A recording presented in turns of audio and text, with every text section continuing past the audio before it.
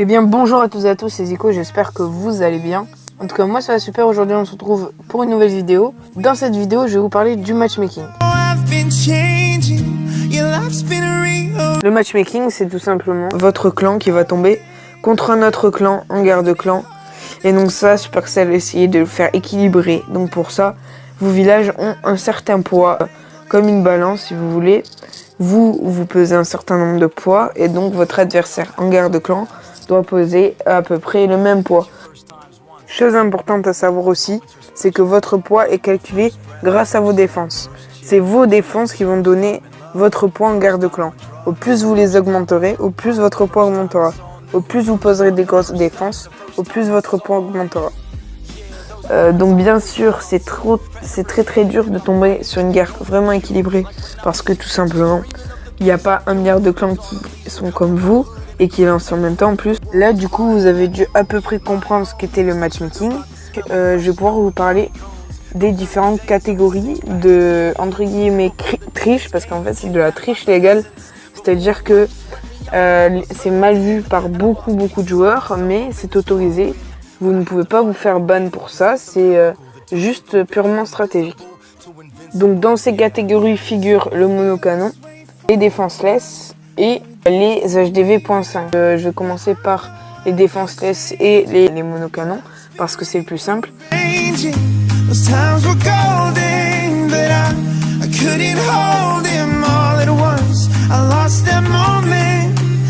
Donc en gros, les monocanons et les defenseless, le monocanon c'est, comme son nom l'indique, monocanon, donc un seul canon dans toute la base. C'est-à-dire que vous laissez que votre canon de base que vous êtes obligé de poser et le reste vous le posez pas. Et vous EP tous les bâtiments offensifs et ceux pour les ressources, afin d'avoir une excellente armée mais pas de défense. Et du coup ça fait qu'au matchmaking, et votre poids étant donné qu'il est calculé par vos défenses, et vous allez tomber contre des bases avec qu'un seul canon, mais comme c'est pas trop possible à ce niveau-là, vous allez tomber contre des HDV 3 et 4. Mais derrière, c'est créé les defenseless, donc il y a une sorte de variante. En fait, les defenseless, c'est comme les monos, mais vous pouvez poser quelques défenses. Par exemple, vous pouvez poser toutes les défenses de l'HDV 5 et ensuite monter à HDV 10 sans en poser une autre défense ou en améliorer. Donc là, vous êtes un defenseless.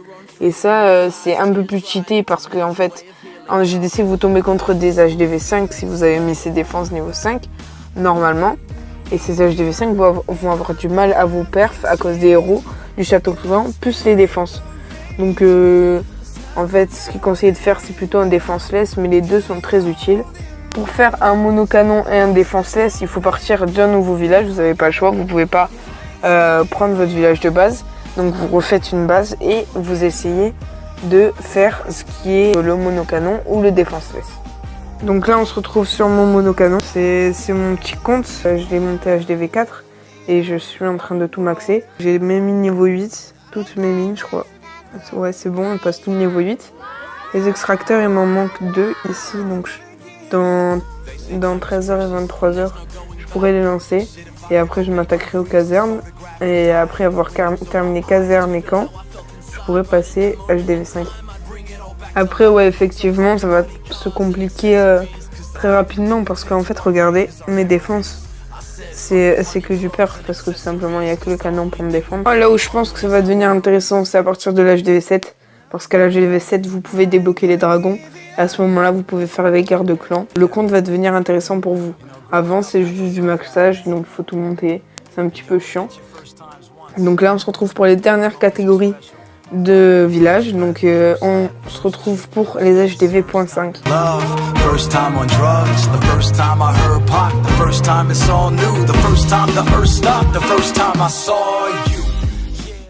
Les HDV.5 c'est surtout pour les HDV 9, donc les HDV 10 et les HDV 11. Les HDV 9 où vous ne devez pas poser d'Arc X, vos deux nouveaux Arc X. Les HDV 10 vous ne devez pas poser vos TDE. Et les HDV 11 vous ne devez pas poser vos aigles artilleurs. Alors ce que ça va faire, c'est que ça va vous laisser votre poids de GDC de votre HDV d'avant. Donc vous allez tomber contre des HDV 9 si vous passez HDV 10, etc. Et donc vous ne devez absolument pas poser vos nouvelles défenses que vous n'avez jamais posées. Donc moi je suis en 8.5 là. Alors vous me dites qu'est-ce que c'est le 8.5? Je n'ai pas d'Arc X sur mon village. Mes Arc X sont ici.